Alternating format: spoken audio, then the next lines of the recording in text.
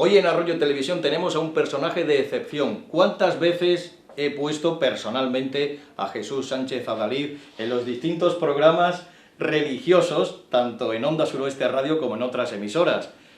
Programas que dirigían párrocos de esta localidad y que nos decían en algún momento dado, bueno, hay que poner una poesía, hay que poner algo, alguna narración de Jesús Sánchez Adalid. Bueno, ya le ponemos cara, ahora también en televisión. Bienvenido a Arroyo de San Serván, gracias por estar aquí.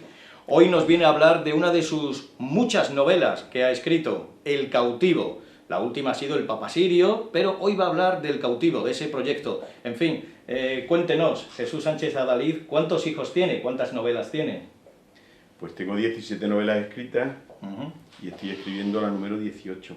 Vaya. Y El cautivo me parece que hacía la número 5, creo recordar. En el 2004 sí, aproximadamente, ¿no? Lo que pasa es que esto es dentro del proyecto Un libro, un amigo, que es de la Fundación Sánchez Ruiz Pérez de Promoción de la Lectura y la Diputación de Badajoz, y entonces nos acercamos los autores a los clubes de lecturas para que hombre, la gente en los pueblos, en Extremadura, tengan la oportunidad de estar cerca del autor, porque en las ciudades, las capitales, claro, hay ferias del libro a lo largo del año y nos acercamos a firmar, pero en los pueblos, entonces yo cuando me lo propusieron acepté porque me pareció una idea muy bonita. Bueno, Jesús Sánchez Adalid es sacerdote y escritor, se podía presentar así, pero también ha sido juez y cambió la toga por la sotana, ¿no? Por decirlo de alguna manera. ¿Qué le gusta más? ¿Escribir? ¿Ejercer como sacerdote? En una entrevista le hicieron esta pregunta más o menos, ¿tanto monta el sacerdocio con el escritor o no es lo mismo? Pues yo después de salir de aquí me voy a mi parroquia y tengo la misa de la tarde y después tengo una reunión de bibliocultura y después tengo una reunión de jóvenes y así es mi vida. Bueno, esto de escribir salió como un hobby, ¿verdad? Mi dedicación fundamental es desde luego el ministerio. Lo que pasa es que es verdad que esto de la literatura me complica la vida bastante, aunque no voy a todas las cosas que me llaman, pero en algunos determinados momentos tengo que salir y voy casi siempre con el tiempo un poco justo. Yo se lo decía porque en una entrevista en el año 2007 decía al periodista, le contaba que era algo complicado, ¿no? Esto de escribir y ejercer también el sacerdocio. Bueno, pues han pasado 11 años después de esa entrevista y sigue escribiendo. Supongo que lo sobrellevará bien, ¿no? Claro, lo que pasa es que todos los oficios se aprenden, ¿no? Y el de compaginar mi profesión con mi ministerio, con esto de la escritura, que también es una profesión, pues yo he ido buscando la manera de ir encarzando las piezas en mi vida para que no sea una cosa demasiado compleja y sobre todo para que no me quite la salud y la vida, ¿no? Desde luego que sí. Bueno, usted ha sido medalla de Extremadura también. En Sí. fin, es un referente, un escritor referente en Extremadura. Hay muy pocos sacerdotes que se dedican también a escribir novelas. Esta del cautivo, el protagonista, si no me equivoco, es Luis María, no me lo diga, Monroy de Villalobos. Y yo supongo que ha sido como un personaje muy carismático para usted, ¿no? Porque él también lo ha adentrado en otras novelas, no solamente en El cautivo. Luis María Monroy de Villalobos representa a toda la juventud extremeña de mediados del siglo XVI. Es la época de Cervantes. Este personaje nace el mismo año, en el año 1540, por lo tanto desenvuelve una vida muy parecida. La única posibilidad que había de ganar, como se decía entonces, aina, fama y fortuna, ¿no? Que era alistarse en los tercios. Entonces este extremeño, como tanto, estuvo en los tercios de Flandes y de allí fue a luchar al norte de África, a la isla de los Guelbes, donde fue hecho cautivo, como tantos otros, y al final rescatado por auxilio de la Virgen de Guadalupe. Bueno, pues nos vas a contar más detalles seguramente ahora en la presentación, en hablar sobre El cautivo, aquí en la Casa de la Cultura. Tiene el aforo lleno, es usted una persona muy conocida, famosa, viene la gente a disfrutar con usted y así lo vamos a hacer también nosotros, los de la televisión, si le parece. Así que bienvenido de nuevo y gracias por estar aquí. Muchísimas gracias. Gracias. Bienvenidos. En primer lugar, decir que gracias al Plan de Fomento a la Lectura, Un libro es un amigo, de la excelentísima Diputación de Badajoz y la Fundación Germán Sánchez Ruiz Pérez, bueno, pues hoy esta tarde tenemos un gran escritor extremeño con nosotros. Si todos los escritores que nos visitan son importantes, bueno, pues en esta ocasión contamos con la presencia de un escritor extremeño reconocido tanto nacional como internacionalmente, Jesús Sánchez Adalid. Así que nada, bienvenidos, espero que paséis una tarde agradable y os dejo con el verdadero protagonista.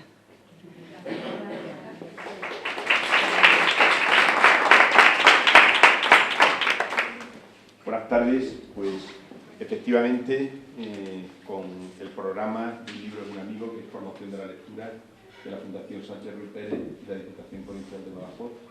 Es una oportunidad que nos dan a los autores de venir a los clubes de lectura. Y yo pues desde el principio, desde que me lo propusieron, aunque me complica la vida, porque como podréis imaginar, tengo muchas cosas. Y tengo parroquia, y estamos en Cuaresma, y tengo mucho trabajo, muchas cosas. Pero lo de los clubes de lectura nunca digo que no, porque no es lo mismo que te llamen a un sitio para presentar un libro o para tener una mesa redonda o dar una conferencia que un club de lectura. El club de lectura es muy interesante para los dos. Es lo más interesante. Porque, lógicamente, cuando presentas un libro parece como que vienes a vender el libro, ¿verdad? A convencer a la gente de que se lo lea. Pero cuando vienes a un club de lectura, la gente ya se ha leído el libro. Entonces el autor tiene esa calma y esa seguridad de que está hablando con unos lectores que conocen tu obra. Entonces puedes hablar de otras cosas. Cuando vienes a hablar de un libro que se ha leído en un club de lectura, puedes desvelar todos los secretos del libro. Y eso es maravilloso, me encanta. Es un misterio. Yo todavía, con 17 novelas que tengo escritas, estoy escribiendo la número 18, muchas veces me asombro. Hay algo allí, un desdoblamiento de la conciencia, algo misterioso, como digo, que se produce dentro del espíritu del escritor, que es lo que hace que surja la obra. Y muchas veces te preguntas, ¿por qué esta y no aquella? Pues obedece todo como una sinergia, como una especie de magia que se va manifestando a lo largo de la creación del libro, pero que siempre brota con un momento inicial. Habéis leído El cautivo, ¿verdad? Porque la Fundación Sánchez Ruiz Pérez me célula originaria de la novela, el libro porque fue presentando mi segunda novela en Córdoba, mi novela El mozárabe, presentándola en Córdoba cuando surgió la idea, aunque yo no la materialicé hasta algunos años después. Y surgió de la siguiente forma: si habéis leído mi novela El mozárabe, sabréis que el personaje principal, el mozárabe, que es Asbak Abdenabil, que es un obispo mozárabe cordobés, es hecho cautivo por los vikingos y llevado a Hedeby, al norte de Europa, donde lo tienen preso un cierto tiempo hasta que es rescatado y puede continuar su periplo.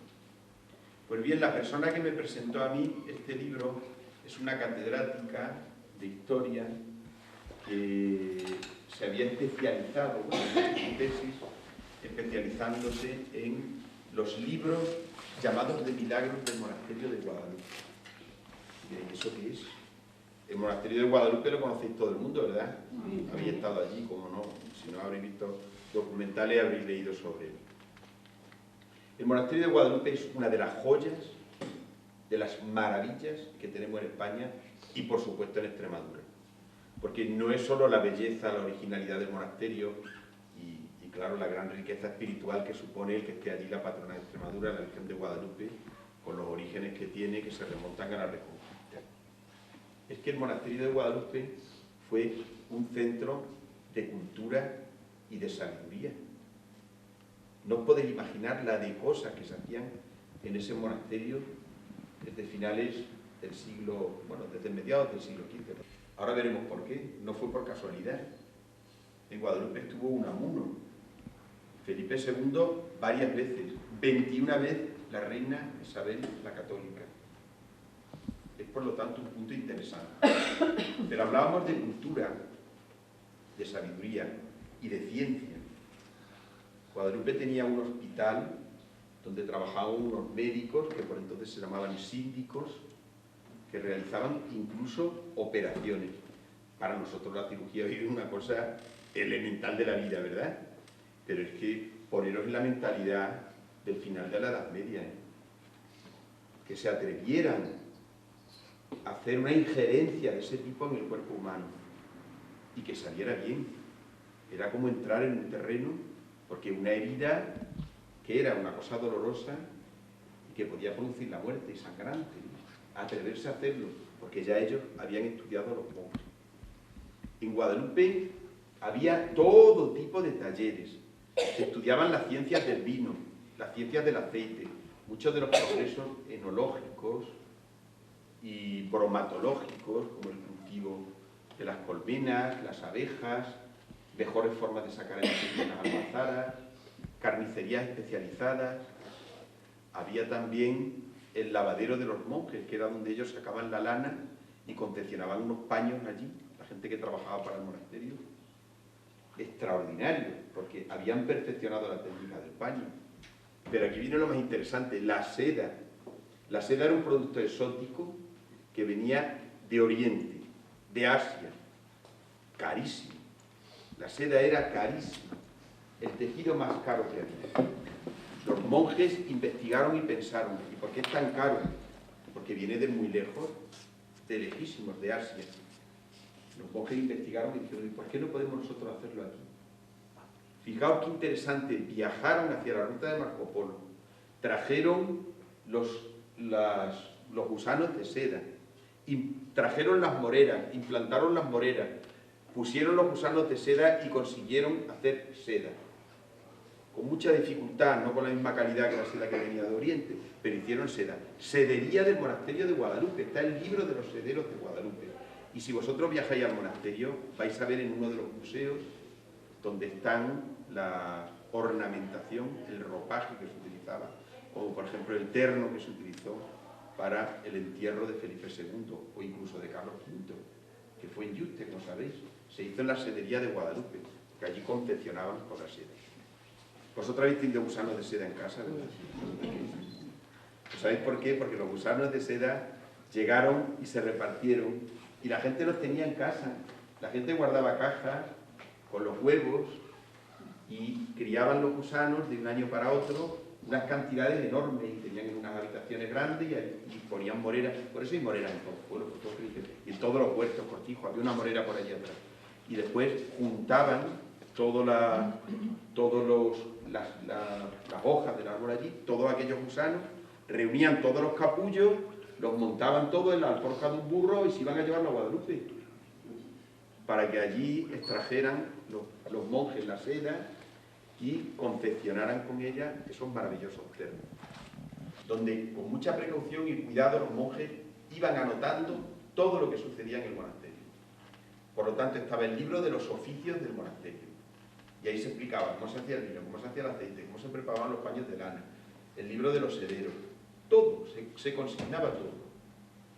Pero hay otro documento mucho más interesante y que era muy desconocido, que es donde había investigado esta amiga mía, Pilar González Godino se llama. Ella había investigado en un códice llamado de milagros. No es un códice, prácticamente los milagros que había hecho la Virgen de Guadalupe. A esos milagros se les llamaba esvotos. Cada vez que una persona se acercaba al monasterio para dar gracias por algo, los monjes le preguntaban por qué había venido y consignaban en una hoja el relato del por qué la persona había peregrinado a Guadalupe. Y por ejemplo, hay un relato, bueno, hay muchos relatos, ¿no? Pero uno muy curioso que a mí me llamó la atención, que era un molinero de los santos de Maimona. Claro, hasta de los santos era de toda España, ¿no?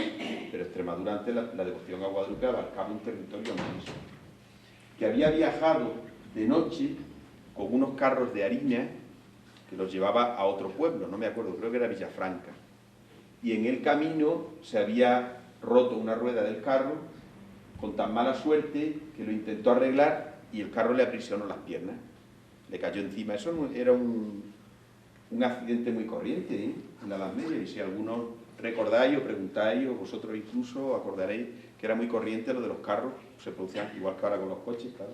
Antes había muchos carros, pues había muchos accidentes. Le aprisionó las piernas y aquí el hombre vio que le caía la noche encima y que no era capaz de salir, y había tenido la mala precaución de viajar solo, que antiguamente no se viajaba solo. Pero bueno, a veces la necesidad y las cosas. Y temió que vinieran algunos alimañas, lobos, lo que fuera, o que vinieran unos bandidos para robarle, y entonces se encomendó por la noche a la Virgen de Guadalupe. Y con la suerte de que pasaron unos arrieros por allí le levantaron el carro, lo llevaron a donde lo pudieron curar y el hombre entonces hizo una promesa a la Virgen. Como me he salvado, ¿no? Ese hombre se veía ya muerto en aquella época, imagínate. Entonces el hombre hizo una promesa. Y cuando llegó a septiembre se fue caminando a Guadalupe de peregrino. Cuando llegó a Guadalupe le preguntaron los monjes por qué había ido y él cuenta la historia.